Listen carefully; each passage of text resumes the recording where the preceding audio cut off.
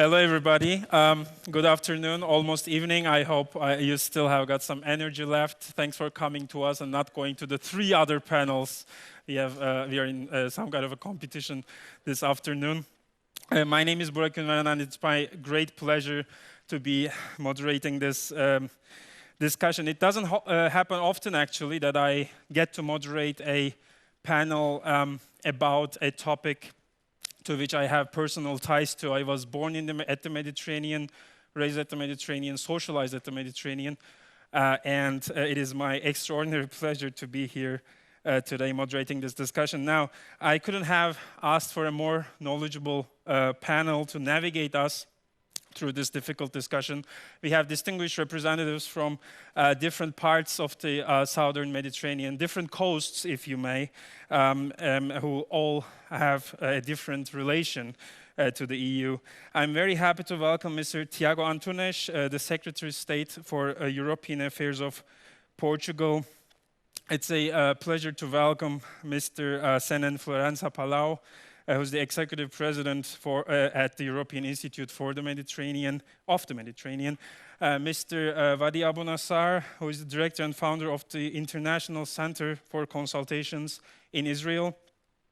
And last but not least, we have a guest from the Aegean Sea, Mr. Gabriel Haritos, who is a research fellow at Ben-Gurion Research Institute for the Study of Israel and Zionism and Hellenic Foundation for European and Foreign Policy in Greece. Welcome to all of you, and thanks for joining us. Without losing any time, I would like to dive directly into the discussion and start with Mr. Florensa.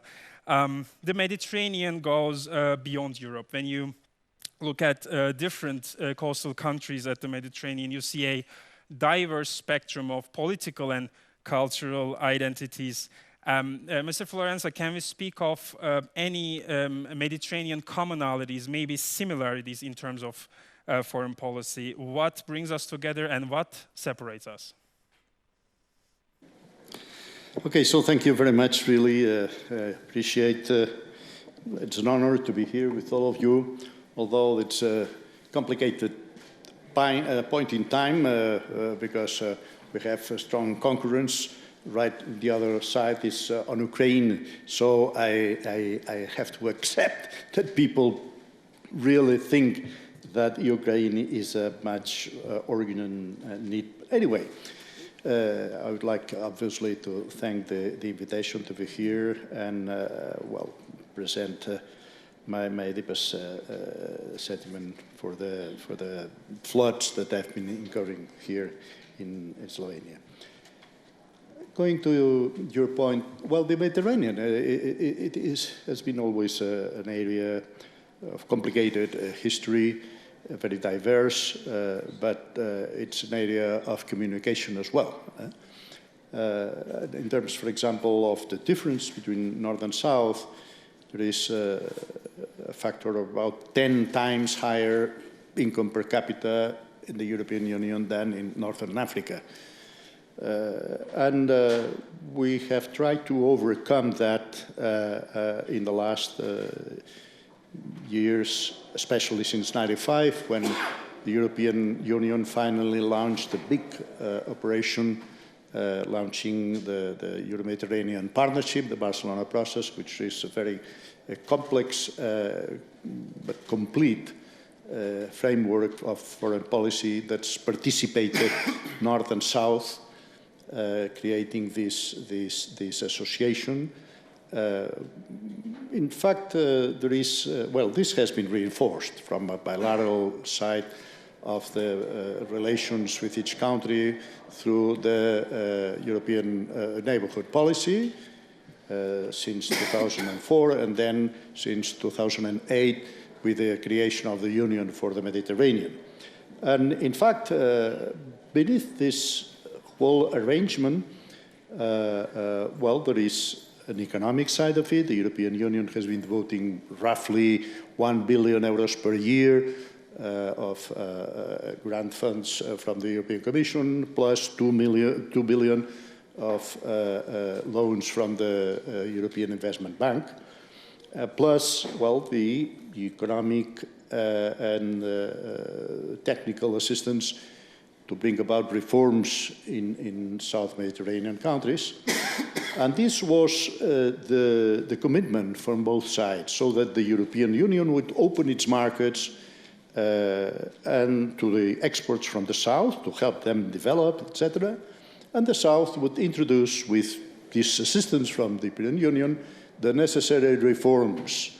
Now, the point is that neither side really accomplished what had been committed, because with 1 billion, it is clear that you cannot joke about the historical evolution to bring about development, to bring about a process of democratization, etc., with 1 billion for an area of 300 million inhabitants.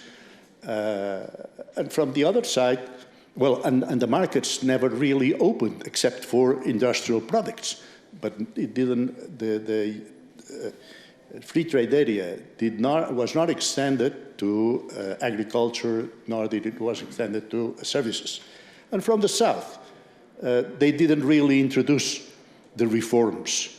They introduced some reforms, but really not the necessary reforms to bring about the modernization of their economy, their society, their institutions. Finally, the populations of these countries themselves took it at hand and brought about the Arab Springs. Well, they have failed, and now we will see that with the invasion of Ukraine, for example, we are surprised at the votings at the United Nations, and to see how much they do not share the same preoccupations as the European side. And we wonder what is going on, why is it so? And it is because this immense, very complex, but very complete and thorough pact to, as it was stated in '95, to build around the Mediterranean an area of peace and stabilization, an area of shared economic progress, an area of intercultural dialogue and understanding, well, did not succeed so far. The project is extremely interesting and promising, even today, but the means that have been given for that have not proved to be enough sufficiently. And therefore, we are still to overcome this in a complex situation now, where we will have to take care of which kind of new world order we want to bring about. And for that, we have to take care that the whole of the Mediterranean area, north or south, stands together in the same side in this world order. Thank you, Mr. Florensa. You have touched upon very important points, including conflicts. We are going to come back to that later. And the development of the Euro-Mediterranean partnership. What we have now is the new agenda for the Mediterranean, which is supposed to promote a partnership-based positive approach. I think it's worth digging a bit deeper into it. Mr. Antunes, what can you tell us about the perception of the Portuguese government regarding its relations to the southern neighborhood? What kind of partnership does Portugal expect, imagine, want to have with its southern neighbors? Okay, good afternoon. Thank you so much for the invitation. It's a pleasure to be here talking about this topic. I usually start with the disclaimer that although Portugal is not technically on the Mediterranean Sea, we are deeply Mediterranean. We feel deeply Mediterranean. We are Mediterranean at heart. And that's why we care so much about the southern neighborhood within the EU framework, and why we insist so much on it. And I will start by saying the obvious, that something in which we keep pressing, is that right now, obviously, the focus is very much on the east of Europe, on what's happening since the war of aggression in Ukraine started. This is very much understandable and inevitable, I would say. But let's not lose sight of the southern neighborhood as well. And so we need to keep our eyes, focused on the east, but also mindful of what's happening around the Mediterranean. And this is key.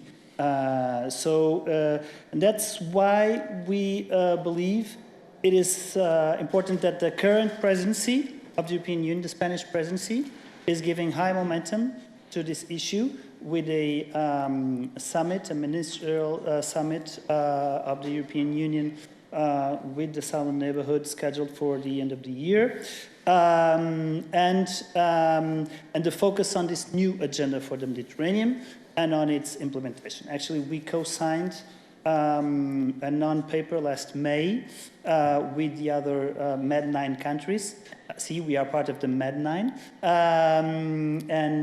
Since the very beginning, this is the group of member states of the European Union, the southern member states of the European Union around the Mediterranean.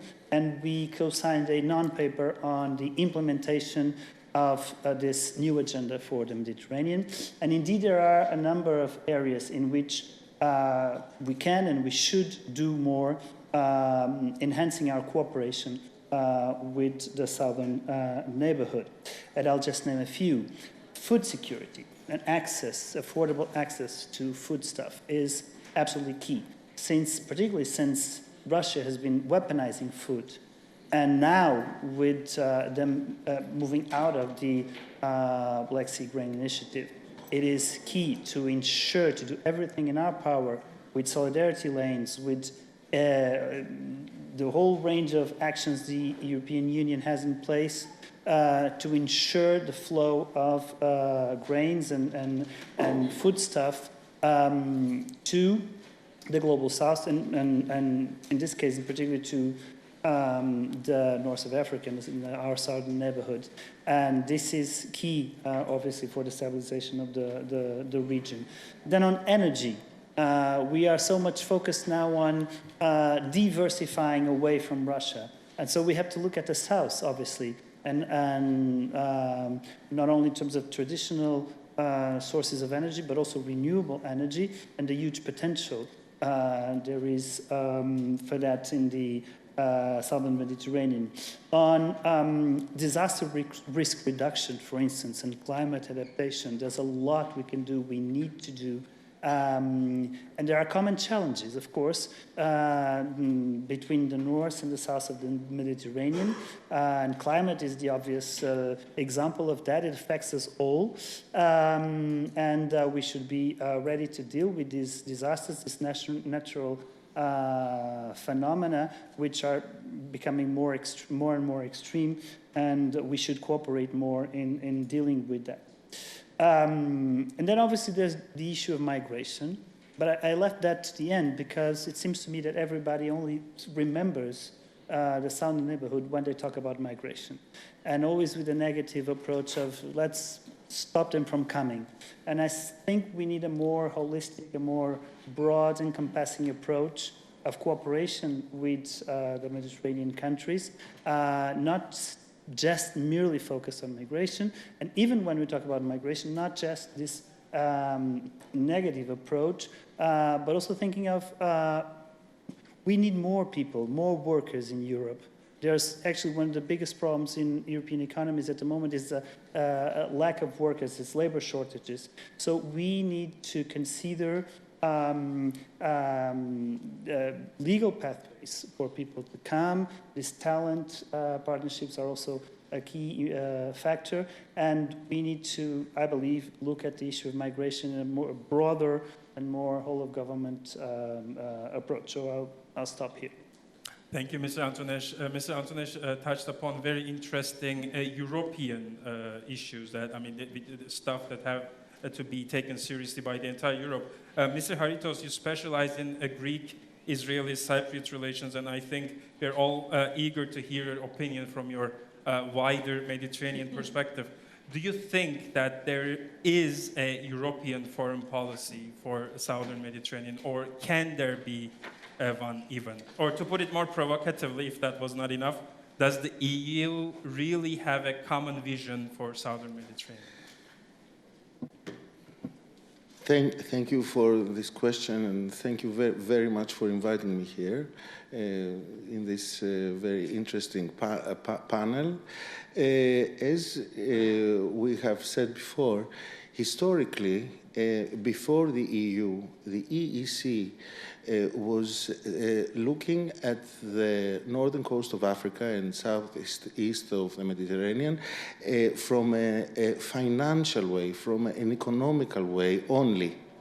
And this was normal because we talked about a European common market, and when we talk about market, we talk about economy.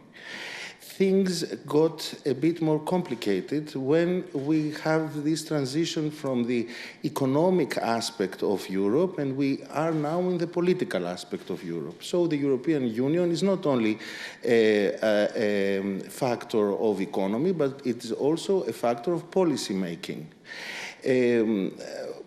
I have the feeling that the shock that we all had of what happened in Tunisia should be a very good lesson to everybody in the European Union, and especially for the governments of the European South. I just want to remind you about the regime of Ben Ali in Tunisia. For many years, and the European Union, and especially France, was telling that Tunisia was the model of democracy in the Arab countries. Because it was stable, because there were elections, because all the percentages were over of 90, 95 or 98.9% for President Ben Ali. And at the end of the day, everybody was shocked when what happened in Tunisia, it was the start of the Arab Spring. So I have the feeling that the European Union did not understand until now how to read the map of the northern part of Africa and of the eastern Mediterranean in a correct way. Especially what is happening in the northern part of Africa, I think that it would be a good case study what happened in Tunisia and what is happening now in Tunisia, that we see there that the democracy did not find its way yet, but of course it is in a good pace.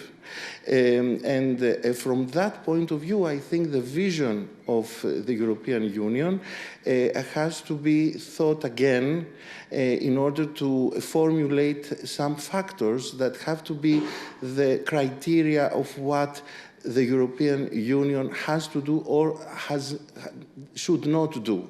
We never forget that many countries of the European Union were colonial countries, colonial powers with their own agenda. And I think that this is the factor that does not give the space to the European Union to have its own vision, because if you have contradictory agendas, if you have historical frameworks different from one another that are expressed by the important capitals of the European Union, then we end up letting to the European Union to say all the theoretical and nicely phrases and words of smooth, soft policy without any substance. And on the other hand, we see the capitals, some capitals of Europe, continuing with the agenda they have due or thanks to their history. So once we talk about a vision, I think what we see the last years and after the Arab Spring and even before that is that the European Union sees itself as a factor of financial aid and as a way that they want to give some encouragement to changes in the structural political framework of the countries of the North Mediterranean and of the North Africa and East Mediterranean. I think we should be more honest, first of all, between ourselves in Europe, to sit down and think, what do we want from our neighbors exactly? If we think that we should continue with the same way that the EEC was looking at the area, it is a decision. If it is not that, we have to be very, very precise, because I feel that our neighbors do not understand what is the European vision. Also, we have to discuss in a clear way and honest way between ourselves how the European Union wants the societies of the southern part of Europe. Do we want the migrants to stay in the societies of the southern European states? Or do we want to have them for some time until the political situation in their countries is normalized, and then we should begin their integration, their reintegration in their homelands? These discussions, I have the feeling that are not touched as they should. The societies in the southern part of Europe ask themselves what the EU wants from them, and also our neighbors ask themselves what the Europeans want from them. These are issues that are not resolved, and the sooner the better if we sit down in an honest way and direct way, talk between ourselves and then with our neighbors. Thank you for your very insightful analysis, Mr. Haritos. You built actually a very good argumentative bridge for my next question to Mr. Abunassar. Mr. Abunassar, from your point of view in Israel, how do you see the role of the EU in the region? Are they contributing enough? Should they, you're laughing, should they just keep their hands off? What are they doing right or wrong in your opinion? Please turn on your mic. In Israel, many people believe that the EU is an Arab League plus, a little bit more organized than the Arabs, but not much more. So and EU is a payer, not a player. So, and this is how people treat the EU, not only by the way in Israel. Most friends in the Middle East, treat the EU as a payer. Once I can tell you an anecdote. I told the EU heads of missions in Jerusalem, Ramallah, in the occupied part of Palestine, that, if I were a European taxpayer, I would put you on trial, because you have been giving the Palestinians the largest amount of aid per capita in modern history. And there are two facts. Fact one, no horizon for ending the Israeli occupation. Fact two, the Palestinians are poorer than ever. So the European taxpayers' money is vanishing in the pockets of Israeli occupiers and Palestinian crooks. Anyhow, and this is, by the way, the Europeans are talking about Palestinian elections. It's fine, but the only guys who want elections are the Europeans and the Palestinian people. Because Israel, Palestinian leadership, America, Egypt, and Jordan don't want elections. In the Middle East, we are more advanced. We like selection, not election. We cook the results and then we go to vote. So we are more advanced than the Europeans. So what I'm coming to say that in the Middle East, the four players international players are committing grave strategic mistakes. EU and the United States are the fixers. They believe that we have the good things to give to the others, while not understanding that the others are not mature. What it is democracy? Democracy is not only going to the ballot box. It is all sets of values which is not yet there. By the way, even not in Israel, though in Israel is another story. And there are the two hunters, the Russians and the Chinese, who are hunting opportunities, and let the Middle East go to hell. So the most important to count opportunities. I do believe that there is a need of significant switch, both in the European Union, but also in the various neighbors in Eastern Mediterranean, about how to build relations built on mutual trust. So far, I define the relationship of mutual need and mistrust. I fear this would continue and would prevail for some time to come. Thank you for your comments. I'm going to give the word to Mr. Florensa, but I want to mention something that I should have mentioned earlier. You can anytime catch my eye, raise your hand, make a comment, respond to something, criticize something. You're more than encouraged to do that. Mr. Florensa, please. Yes. In fact, I think it's a question of the Europeans feel proud that we are helping some people around, for example, Palestinian people. The pity is that we have to supply what Israel should do as the occupier power. But anyway, we think that we are doing what we have to do to assist people in need there and elsewhere. Well, and I don't agree that much on that we have to think what do we want from the Southern Mediterranean countries and that they have to think what the European Union wants from them. They have their own opinion and they have their own priorities. And the point is that we have to really put the necessary means because the way in which we agree is very broad and is very well established. And in fact, there have been, of course, these agreements with each one of the countries in this European partnership that is working. The problem is that it is not working enough. And now we come to a point where the international community is, well, entering into a period of having extreme tensions.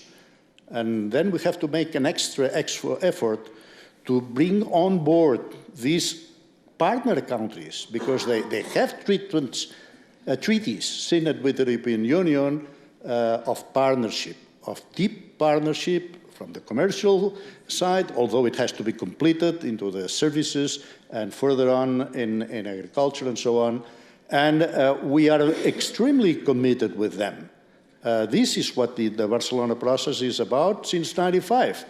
Now the Union for the Mediterranean is a good place for everybody, North and South of the Mediterranean, to meet, to agree on what has to be done together, not what we think they have to do or that they have to imagine what do we want from them. No, no, we meet together and we had, now, as the Minister said, the European Commission and issued this new agenda.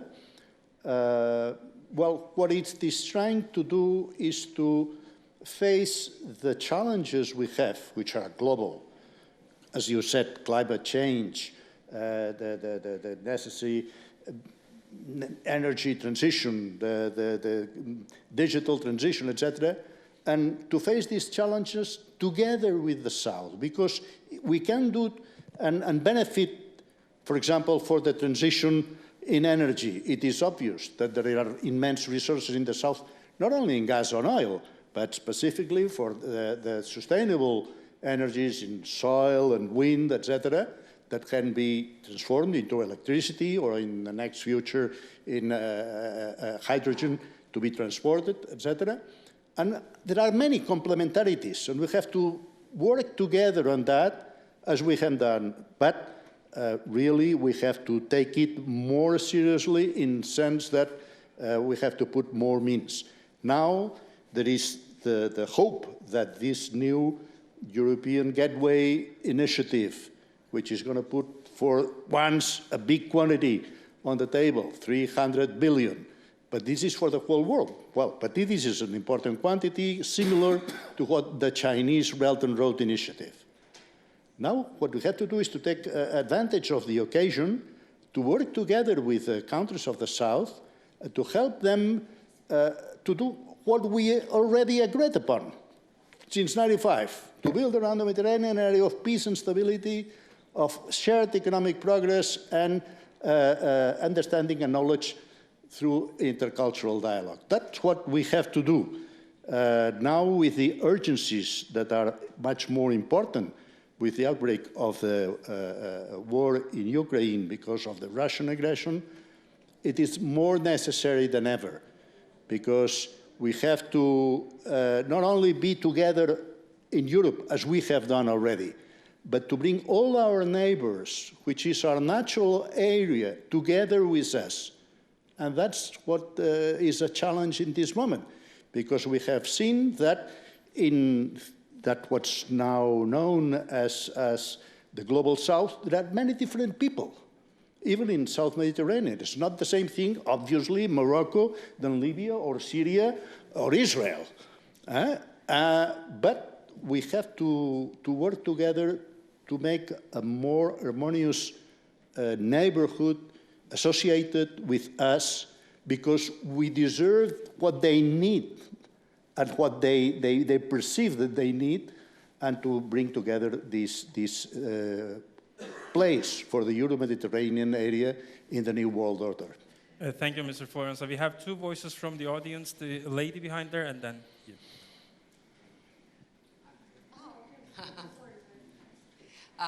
Hello, my name is Senén. I'm coming from Zagreb, from a public research institute. And I would love to address the question of Israel and Palestine, especially in the context of also the EU role. But I think, for me at least, the more pressing issue on thinking about migration and how we engage with Africa and how do we see the Mediterranean. And I really would like, you may not be experts, but you do know the region maybe better than some of us in other parts of Europe. I see that we are trying, as the European Union at least, trying to defend borders, create this fortress Europe, or whatever we want to call it, and outsource migration responsibilities. And then we continue to pay, as you said. We just pay, because there is money still to pay. But one day there may not be money enough. And second, money cannot resolve all our problems. I think we rely too much on the fact that we can, manage somehow this very important human security, economic, and simply civilizational issue. The Mediterranean Sea is now the sea that divides us, and it's basically a deathbed for so many people. And I'm not speaking only from the humanitarian perspective, but also from security and economic perspective. So for the EU to engage really with Africa, which would be logical if you think of the future of multipolar world, and where do we stand as the continent, and who do we cooperate with, and where is our potential resources and space to develop. I think the European image of Africa has to change. So is there any advice from your side? Is there something that we are missing? Or which are the countries that we can count on? Or who can we cooperate with in North Africa, for example, in order to go then deeper? But what are the first steps? That would be my question. Thank you. Thank you. Mr. Haritos, and then Mr. Palau.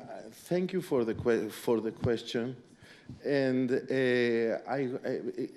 I have planned it to talk about it because we already have the model of the trilateral cooperation, which is a new model, and for the Greek and Cypriot foreign policy, which both countries, until the revelation of the natural gas reserves, were focusing westwards. Now with the natural gas, they have to focus eastwards. I think that it's better now. So I fully understand your question, especially now that some kilometers from Sicily in Libya, we do not know which of the two governments is responsible for the country. And in Tunisia, as I said before, we have a crisis. In Lebanon, they have the difficulty with the economy and social problems. And Lebanon also has an energy future that it is important, and for Europe and for Lebanon. I think that the model, the new one, that we work on it and we learn from it day to day, year to year, since 2011 until now, the trilateral cooperation with the two European countries, Greece and the Republic of Cyprus, have are implementing with our neighbors in the East from this model and the European Union and countries that now are revealing and they are looking at themselves as Mediterranean partners such as Croatia, such as Slovenia. It is a great opportunity to learn about what we have done and what we haven't done yet. There is not a recipe. You need a recipe. There is no recipe. Tunisia is different from Libya. It was always like that. And Algeria is different from Morocco, many ways. Egypt, as you know, with the Suez Canal, it has a special role in the region that it is not the same with Libya and Tunisia and Morocco. What the EU needs, and I hope that, I trust you that there are, the specialists who know from inside those countries and the particularities of each of one. The EU should not do the mistake of the US to open the map and think that they have to deal with the region. It is simplistic. It is because they're far away, because they're used to see themselves as a superpower. China and Russia opens the map and sees a region. We, small countries, we know what nation is. Greece is the first nation state in the Balkans, the first nation state in the eastern part of the Mediterranean. 200 years of self-knowledge and knowledge of our neighbors. We are working on it, and we learned from it. It's a new model. Wait and see. Wait and see, and you as new EU partners, as a part of ex-Yugoslavia, which was a big lesson to everybody in the Western Balkans, I am sure that you have much to contribute on what we have learned or not learned yet. Thank you very much. Before I come to the ma'am and gentlemen, Mr. Florensa, what response? Your mic, please. Yes, I would like to answer the question, a very pertinent question that the lady down there has proposed, which is absolutely crucial, Africa. And I said that we started in '95 to take seriously the Mediterranean, although we have not made enough effort on that, because regimes in the south didn't accomplish their commitments to reform, but the northern side took it seriously, but not sufficiently with the appropriate means to bring about a change, historical change in the countries of the south. But this is nothing in comparison with what we need for the rest of Africa. The world in the future, anyway, will be in big regional areas. The world that we have been building is now cracking. And what will emerge on that, because it was going underneath in that direction, is a world, of course, interconnected.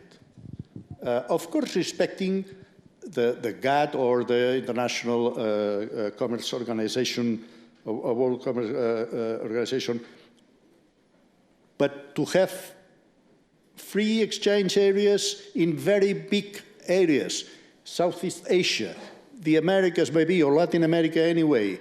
And our region has to comprise Europe, Mediterranean, and Africa. Otherwise, others will take care of it. And this means a huge effort that the European citizens have not yet realized. Some people in governance, maybe they start thinking on that. But the effort, and of course we'll have continued to pay much more and play, because we are playing. But the scale into which we have to make an effort in Africa has not yet been imagined. For example, migration.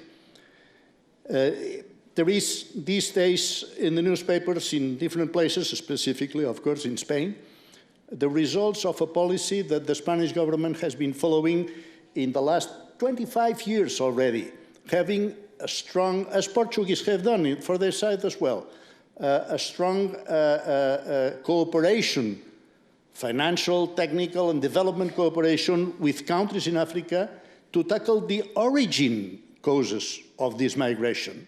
And through this, to have the agreements for them to keep the populations in their countries, providing them progressively with means to survive and to live and to progress, and even to accept back people who illegally are smuggled into the European Union. This is happening these days in different countries.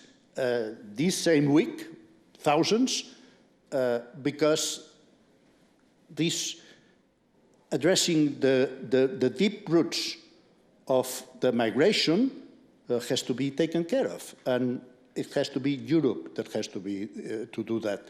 And of course, we'll have to continue paying. Thank you very much. Mr. Antunes wanted to respond. Yeah, so on migration, I just want to say we cannot accept that the Mediterranean Sea is transformed into a burial ground. And it's quite shocking to me that we go from shipwreck to shipwreck, and it almost now seems it's business as usual. And it's sometimes there's even no reaction. And this cannot be. We cannot stand idle and watch this go on. So we need to address this. From a European perspective, what we need to do, the roadmap is clear. We need to finalize our work on the new pact on migration and asylum, and particularly on the external dimension of migration. That means working with origin countries and countries of transit and origin, and as we were saying, addressing the root causes of migration and supporting and helping out in the development of these regions. And this is what needs to be done. And also, as I said, working, it seems like this is easy. It's not easy. It's one of the most difficult issues on the European agenda. But this needs to be done. And we need to also consider opening up legal pathways of migration. We're very much focused on illegal migration. But one of the best ways to avoid the activity of smugglers and human traffickers is to create legal channels of migration. So this is something that we absolutely need to do, and we cannot just accept the current status quo. Thank you for your response. When I was preparing for this panel, I found a very interesting. Normally, you don't come across many positive news coverage about the migration issue, but that Portugal signed about a year ago, please correct me if I'm wrong, with the Moroccan government that it would grant Moroccan migrants the right to stay and work in Portugal, which I found really interesting. I think... I just want to highlight that it is wrong to generalize about migration. You know, especially nowadays, I would like to talk about 3 forms of migration. Now, for instance, in Israel, there are many Israelis who either left or want to leave, mainly because of our great prime minister is transforming the country into regime. So those who are leaving are not necessarily the blacks. They are looking for different kind, or they want democracy. The others, you know, our European and American friends help Christians out of the Middle East, especially in the past 20 years, allegedly to help them. They practically helped Daesh kicking out Christians.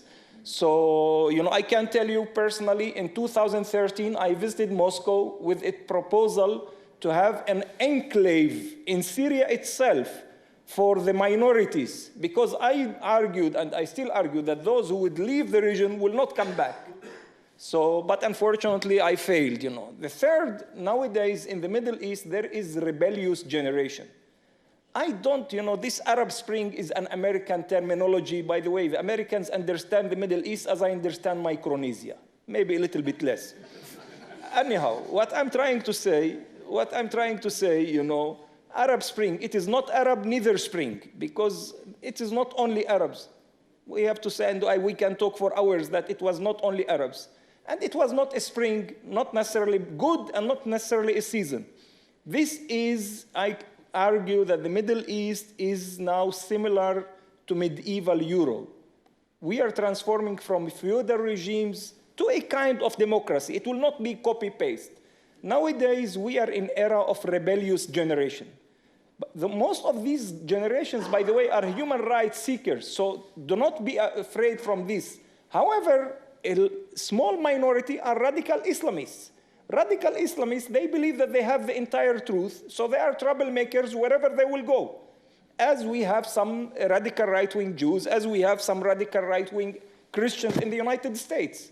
So I believe it is wrong to generalize, and we have to study things more deeply. Thank you for your opinion, lady. Yeah, I can finally turn to you. Just for a second. Thank you. Gabriel Sinigoy.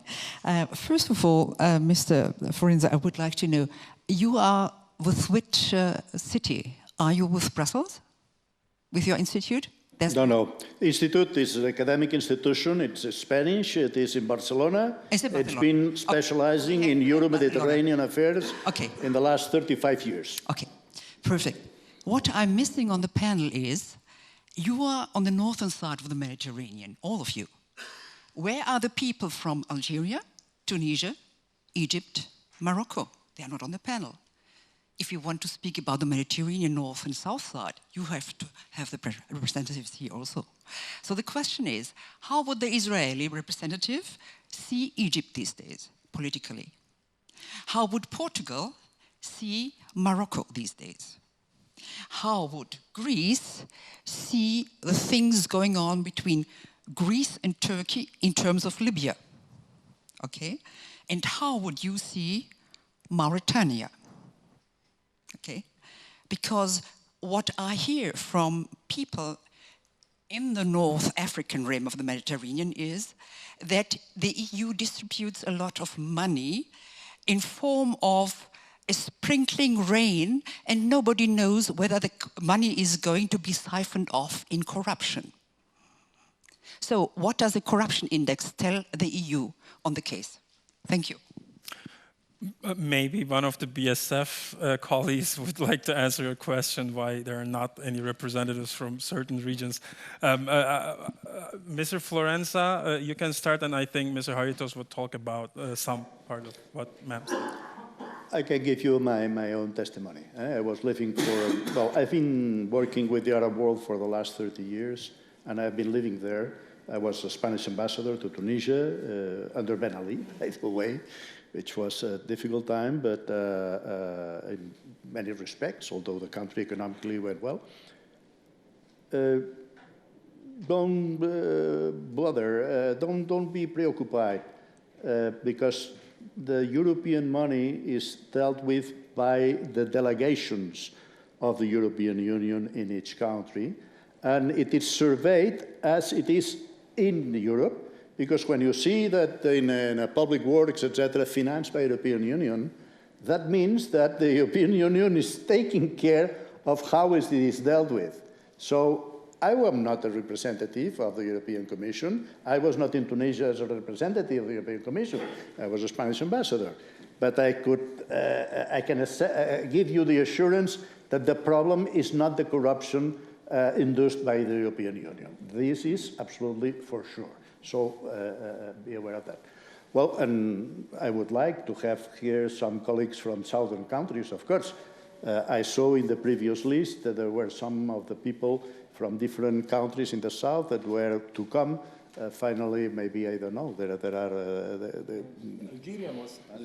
Algeria and some others were to come, but this I don't know.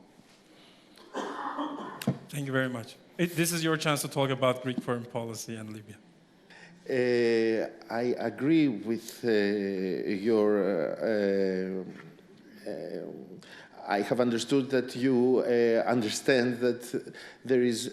What I have understood from your question is that there is not a clear vision from the EU, and what does the EU expect from the neighbors in the south. I agree with you, but also I will add something, a detail that you might not know.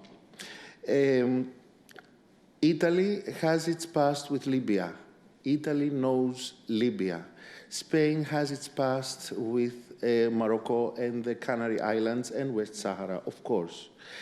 Portugal is very near to what you know better than I do, that they have also the knowledge of what is going on in the northern part of Africa. Greece, after the end of the Greek community in Egypt, which was a very important factor of regional policy and choices of the Greek foreign policy and the Cypriot foreign policy of the Greek Cypriot community, because also they had a big community in Egypt. At the end of this community, when the regime of Gamal Abdel Nasser has decided that he does not want any foreigner in his country, you understand that Greece was never a colonial country, was never outside of its borders to impose their agenda, and always the foreign policy of Greece was focused on Turkey, the Balkans, Europe, the United Kingdom, especially in the 50s and the 60s, US and NATO, and nothing else. Greece looked westwards, not southwards. This, we paid it. We paid a price for that. When Greek foreign policy was surprised of what happened with the memorandum of understanding on the maritime zones between Turkey and Libya. Turkey is a country, due to its Ottoman past, that can deal in a quasi-post-colonial ties with all the countries of the region, especially with Libya, which is, in a traditional way, pro-Turkish. We might have forgotten, in 1974, when the Turkish army invaded the northern part of Cyprus, the first leader of the Arab world who congratulated this thing was Muammar Gaddafi. Why? Because a year earlier he invaded, for the same ideological framework, north of Chad. So Turkey and Libya, it is a couple, it is an eternal couple. How this could be seen from Greece, what is past is past. Our mistakes are our mistakes and we pay for them. Now it is the time, through the EU, to see what we are going to do in the north part of Africa. We do not have the know-how. As Slovenia is a small country, 2 million, and the diplomatic corps is small. It's normal. Also the Greek corps is small. And we do not have the experts that have this background that the experts in Turkey have, or in Italy have, or in Spain have. This is the time to see all the problems. It is late. It is late. But it is always late. That's it. Thank you for your response. The gentleman over there wanted to ask a question. Thank you very much. First of all, apologizing for missing part of the panel. To be on the safe side, I'm the ambassador of Israel to Slovenia. And again, I didn't hear some of the panelists, so my point will be more generalized one in the context of what the EU and the EU countries could do, and in cooperation, in mutual cooperation with the Mediterranean basin countries. I don't know if maybe it was mentioned the Abraham Accords that Israel signed a few years ago with some of the Gulf countries and some of the North African countries. One of them is Morocco. The EU came with initiative for trilateral cooperation between the EU, Morocco, and Israel, specifically on topics which Israel has added value, for example, in the field of irrigation and water. This could be an example of what the EU could do together in the trilateral context. I don't know, it was mentioned, probably the peace process is not in its best in these days, but I think the hope for the region and for us and the Palestinians, the people-to-people contact. In that context, I think all of us, and I'm not speaking about as a representative of the government of Israel, we should do our best to encourage any people-to-people contact in various levels, because when the right leaders will come in both sides, I think they can have a boost for possibilities to review the peace process. Another thing, I think the EU has a leading role in some fields like climate, cooperation, energy, etc. Also Israel does have a very unique role in energy, and maybe one of my colleagues here did mention it. It was a question what Israel could do with Egypt. Israel is cooperating very strongly with Egypt on liquidizing gas, that the gas is going to Europe. So this is the opposite direction. Israel has a unique cooperation with Lebanon. We are still in war status with Lebanon, but we did sign an agreement with Lebanon more than a year ago, which probably some of the fruits of this energy, when European companies are involved in that, will go to European destination. Europeans are very much involved in helping the Palestinians, and Israel is also fully cooperating with the Europeans of helping the Palestinians. I myself, as the deputy head of mission of one of the European states, I manage a one-man show to try to convince one of the friendly government in Europe to review and send back assistance to the Palestinians in cooperation with Israel. The Ministry of Foreign Affairs, a special cooperation that we have in agriculture, health, etc., special courses that we made. Some of these, my colleagues know the name called Mashav. We managed to bring 2 million euros for the cooperation with the Palestinians in 2002. And the message from the Palestinians, we cannot accept it. That was lost of 2 million that would go for courses for the Palestinians that could take place. I think the fact that Israel is cooperating with almost every country in the Mediterranean basin, the fact that we have renewed our strong relations with Turkey is not at the expense of our relations with Greece and Cyprus, not at all. We're cooperating with both countries, and I think it's mutually benefit. And my last point, it was mentioned about Africa. Israel is very active in helping and having assistance in assistance in Africa, in agriculture, health, etc. And I think the benefit is also, in the long run, also for the Europeans. Thank you. Thank you. I think Mr. Abunassar would like to respond to that. You don't have to, but the mic, please. Thank you. The ambassador partially touched the issue of Israel-Egypt. You know, I respect his stance, though I believe that the relationship between Israel and all of its neighbors is mutual need and mistrust. I don't see real strategic alliance. I see mutual need and mistrust. This partially because of the instability of the regimes and partially because of the lack of clear end to the Palestinian cause, especially under the current Israeli government, which is not even ready to talk peace to the Palestinians. I do believe that there is a need to invest more into people-to-people, but I really believe that there is a need to have, especially by Israel friends, to talk more to all parts, to engage, because I do believe that there is an essential need for a solution to the Palestinian cause.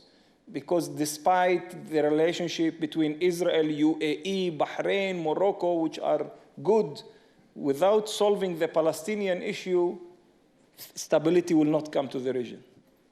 Thank you. The lady over there wanted to say something. Actually, yes, mentioning the 2 million aid for Palestinians, I have another question. How much EU money and EU member state money went to buy arms from Israel, especially now in the current war of Ukraine?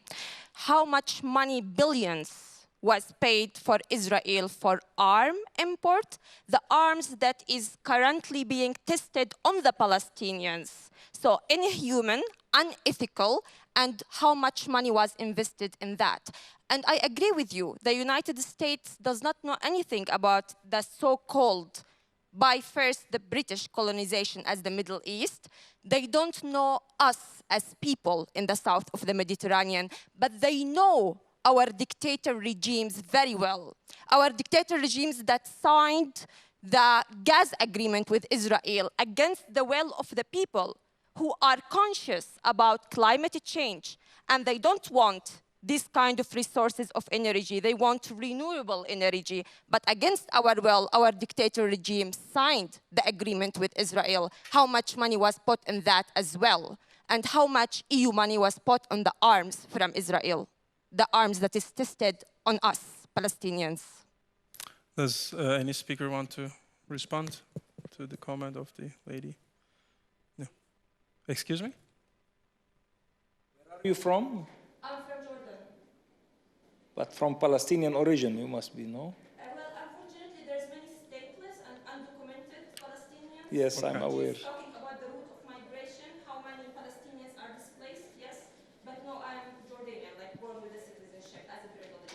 No problem. Okay, thank you. I will kindly ask everybody to stay on our topic. We are talking about Europe. We only have 15 minutes. There's one other topic I would like to touch upon, but I think Mr. Haritos wants to say something. Please be mindful of The only, just to be attached with the reality, the trilateral cooperations that the Hellenic factor has, and with Israel and the Palestinian Authority and Egypt and Lebanon and Iraq are based they are based on energy.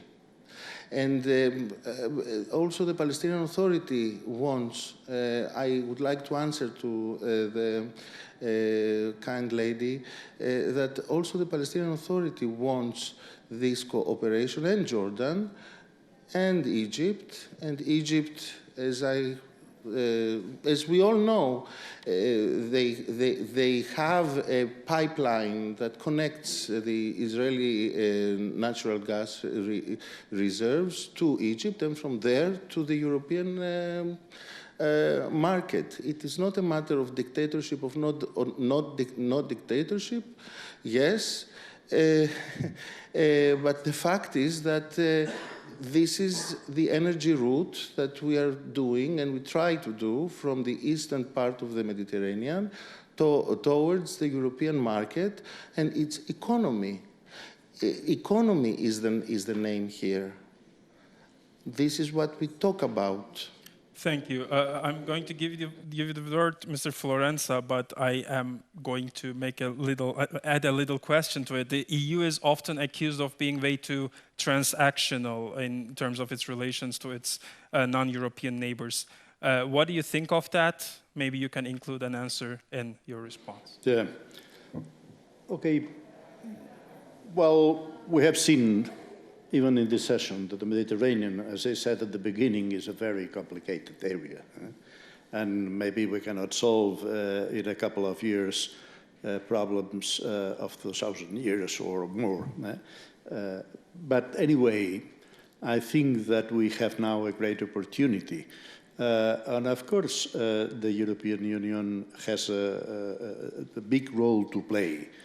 And as I would even say that this is an indispensable role, because even though the Arab Springs didn't succeed, or even in the places where they succeeded has been reversed somehow, except for some countries that took a reformist answer, as Morocco or Jordan, and they introduced some changes, or some countries who could finance the social peace because of the revenues of oil and gas, as it was the case of Algeria.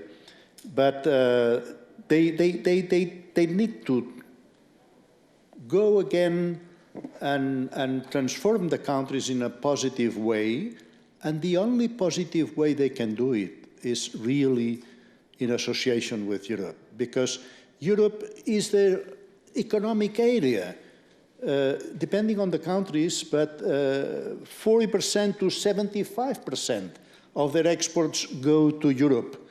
From Europe come the productive investment. Now, from the Gulf comes some investment too, but it's mainly real estate and things like that. The productive investment comes from Europe. It's the place where migrants go to work and establish themselves. It's the place where the migrants' remittances come. It's an important point for Morocco and for other countries. It could represent 8 to 10% of the GNP, which is an influx of foreign currency extremely important to finance the development of the country. So these complementarities is the most solid way to build really a common and shared progress. And now we have this urgency because of the global needs to produce the global goods, to take care of the environment and energy transition and so on.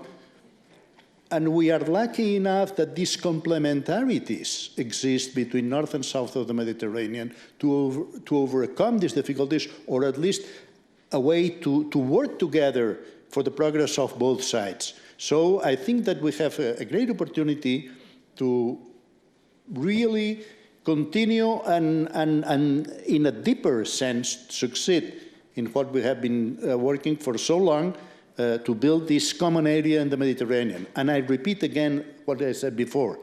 We have to bring on board the whole of Africa as well. As huge as it is, no other way. We need to do that. It is our own survival as a progressive society, because otherwise it will be so much kind of a chaotic way as we are seeing in Africa, that it will come to the prejudice of the whole of the world and specifically directly in Europe. And we have to consider the whole of Africa our partners and work together as them, and we have to be ready to pay and make a strong effort to do that. Thank you. And of course, corruption will exist, but we have to take care that what we do is not helping corruption, but the way around. If you take in all of Africa, do you exclude South Africa, which is Chinese and Russia dominated? We have to bring with us to all of them. I think, Mr. Abunassar, just our offer second, is much please. better. Just 1 second. We have exactly 9 minutes. I'm going to give, in the end, to all of you a chance to make a closing statement. And we have definitely one question. I'm not going to send you home before taking your question. Please, Mr. Abunassar. Well, just one sentence. Solutions shall not focus only on economy. It has to be combined. Economy, politics, and security. Economy alone will fail. Lebanon is abducted by Hezbollah. Do you think that giving money to Lebanon will solve the problem? Israel is occupying the Palestinian territories. Do you think that giving money to the Palestinians will solve the problem? Therefore, we have to have political, economic, and security solution. Otherwise, economy is only illusions. Thank you. Here you go. Yes, please. thank you Up very to much. 2 minutes, Yeah, I'm sure, kindly I'll be asking very you. brief, because this was very interesting. It leads up to my question. And I just want to say that I absolutely agree with the panelists that Europe cannot close the eye to the rest of Africa. I mean, this is the issue that must be addressed. My question is to the panelists. So the South Mediterranean relationships with EU are going on since 1995. So this is a long time. And I would ask the panelists to say in 3 words, which are the benefits, in your opinion, of this relationship or these established relationships, and which is the biggest frustration? So very briefly. Thank you for this interesting question. Who wants to respond? Please, Mr. Florensa. I will try to give an answer very, very short. This Euro-Mediterranean partnership has produced progress, but not enough. That's the point. For example, take the case of Morocco, which was supposed to be the best pupil, le meilleur élève of the Euro-Mediterranean business. Along the 90s, they had like less than 1% growth After, with the Euro-Mediterranean Partnership, they raised it. They are making much better, 3.5% of growth annually. But to become a tiger, as in the West Asia, Southwest Asia, you need at least 7% or 6.4% for 15 years at least. And so they could not make the jump to become the tiger, but there has been some progress. The problem is that we do not see what would have happened if that Euro-Mediterranean partnership had not existed. Maybe the chaos would have been much greater. So there has been progress, but not enough, and not enough to the expectations of the populations. And this is why the Arab Springs revolutions came about, and this is at the same time why it failed. But the way is in that direction. Thank you very much. Mr. Haritos, do you want to respond? No, then I misinterpreted it. Then I'm coming to the closing statements. No, I'm not actually. I want to ask a question to Mr. Antunes, because Mr. Antunes, you were in charge of the communications of the Portuguese government before your current role, and the topics that we are talking about. As I see, there is a very important component in it. If the EU conveys its messages successfully, if it's understood how it's perceived, do you think that the EU is successful at communicating its messages, motivations? Well, we need to do it much better, for sure. There is obviously a communication side to it, and which is not, I mean, I would say it's not the central point here, but it's relevant, of course. We have to communicate better. We have to explain what we're doing, what we're trying to do. We have to, the whole issue of outreach with the region, engaging more, being more present, explaining our reasoning, not with a colonial or paternalistic approach, rather understanding and having a dialogue with the region. This is key. Also, in the current days, in the current geopolitical situation, to avoid that others occupy that space and to avoid the spread of Russian narratives, etc. We are seeing this not only in the north of Africa, but Africa as a whole and South America, well, in the global south as a whole. If we do not explain exactly what is happening in Ukraine, what is the European position towards this Russian aggression, then it will be the Russian narrative that will start being spread, and we need to avoid that. And for that, we need to do a lot more and a lot better in terms of outreach and communication. That's for sure. I believe everybody in the European Union is aware of that. Obviously, all the investment, all the money that we are putting in many of these countries, the investments through the global gateway are very important.